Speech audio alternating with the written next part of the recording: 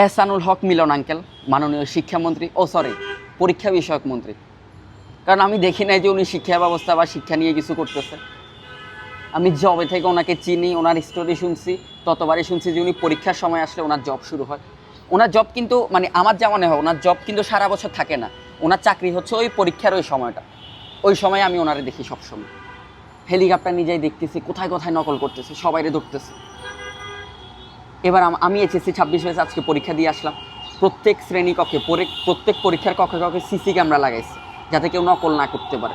আর কথা হলো পোলাপাই নকল করে কেন, বা প্রশ্ন ফাঁস করে কেন, ফাঁস হলে সবাই পাঠায় কেন? কারণ ওরা পারে না দেখি এটা করতেছে। ওরা পারে না কেন? কারণ ওরা পড়ে নাই কেন? কলেজে যায় নাই বা পড়ালেখা করে নাই। সো আপনি এখন কোনটা মানে আপনি কি চান? আপনি যদি চান আমাদেরকে পাস ফেল চাইলে আপনি ওই যেটা করতেছেন এটাই করেন, মানে পরীক্ষার হলে গিয়ে এগিয়ে দেখেন।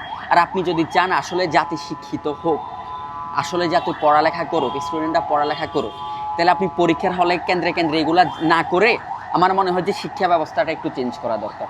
চেঞ্জ করা বলতে কি, আপনি ওই পরীক্ষার হলে না গিয়ে মাঝে মধ্যে কোনো স্কুলে চলে যান, মাঝে মধ্যে কোনো কলেজে চলে যান হেলিকপ্টার নিয়ে, যাই দেখেন যে ওখানে ঠিকঠাক পড়ালেখা হচ্ছে না। যদি ঠিকঠাক পড়ালেখা হয় তাহলে স্টুডেন্টরা ঠিকঠাক পড়ালেখা করবে। তাইলে আর ওই পরীক্ষার হলে সিসি ক্যামেরাও লাগাইতে হবে না, প্রশ্ন ফাঁস নিয়েও কোনো ভয় থাকবে না। আজকে দেখলাম একটু আগে নিউজ, এইচএসসি 26, আমি জানি না এটা সত্যি নাকি না, 36%, 36% স্টুডেন্টরা এবার পরীক্ষা দেয় নাই। কেন দেয় নাই? কারণ ওদের ভয় থেকে দেয় নাই বা পারে না এই জন্য দেয় নাই। ভয় কেন?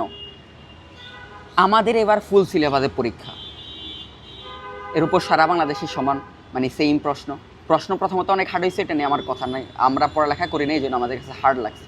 36% যে স্টুডেন্ট পরীক্ষা দেয় না, ওরা কেন দেয় না? ভয় থেকে দেয় না বা পারে না এই জন্য দেয় না। ভয় কেন?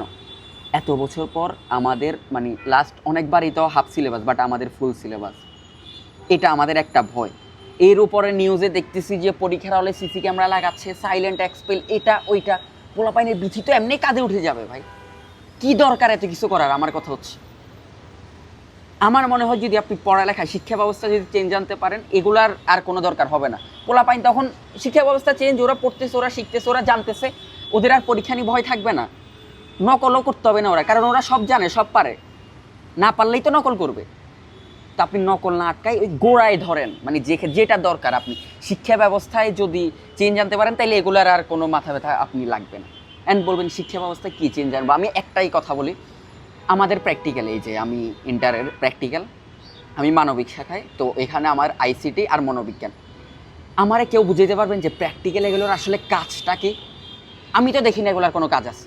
আমাদেরকে পরীক্ষা 2-3 দিন আগে বা 1 সপ্তাহ আগে 2-3টা দিয়ে দিবে, 30-40 পৃষ্ঠা। এবার আমরা খাতা কিনতে হবে, একে তো টাকা লস, রাত জাগে এগুলো লিখতে হয়, টাইম লস, মাথা ব্যথা শুরু হয়ে যায়, দেখে লিখতেছি। তো এই প্র্যাকটিক্যালের লাভ কি? আমরা কেউ বুঝাইতে পারবেন এটার লাভটা কি? এরপর এগুলো যা জমা দিব, স্যাররাও জানে আমরা দেখে লিখছি, আমরাও জানি আমরা দেখে লিখছি, স্যাররা সাইন করে দিচ্ছে, শেষ, নাম্বার পাই যাচ্ছি। এই প্র্যাকটিক্যালটার লাভ কি? হ্যাঁ, আমাদের লাভ হচ্ছে আমরা 25 নাম্বার এমনি পাই যাচ্ছি, বাট আসলে কি আমরা কিছু শিখতেছি এই প্র্যাকটিক্যাল দিয়ে? কী লাভ এই প্র্যাকটিক্যাল দিয়ে? টাইম লস, টাকা লস, সময় লস, মাথা ব্যথা। আর কেউ আবার ওই ইয়াতে যাই দিয়ে আসতেছে, লাইব্রেরিতে টাকা দিয়ে লিখে নিচ্ছে, শেষ, এরপর যাই সাইন করে নিচ্ছে। কী লাভ এগুলা দিয়ে কি মানে নকল ধরলে কি একটা জাতি শিক্ষিত হয়ে যাবে? মানে নকল শুধু ধরতে পারলে একটা জাতি উন্নত হয়ে যাবে? এরকম নকল ধরলে ওরা পড়ালেখা করবে? আপনি যাই করেন না কেন, যার মাথায় নকলের চিন্তা আছে ও নকল করবেই যতক্ষণ না ও পারতেছে। আপনি দেখতে হবে ও কী করলে ও পারবে, ওইটা করলে আর কিছু দেখতে হবে না। আপনি 36% পরীক্ষার্থী ভাই পরীক্ষা দেয় নাই। এসএসসি পরীক্ষায় প্রথম দিন যে স্টুডেন্ট পরীক্ষা দিচ্ছে, পরের দিন মেবি কত 26,000 ও 26 লাখ স্টুডেন্ট দ্বিতীয় দিন আর পরীক্ষা দিতে যায় নাই। কেন যায় নাই?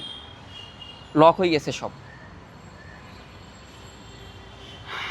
আমি এগুলা বলার কিছু না ভাই, আমি আপনার কাছেও নাই আঙ্কেল।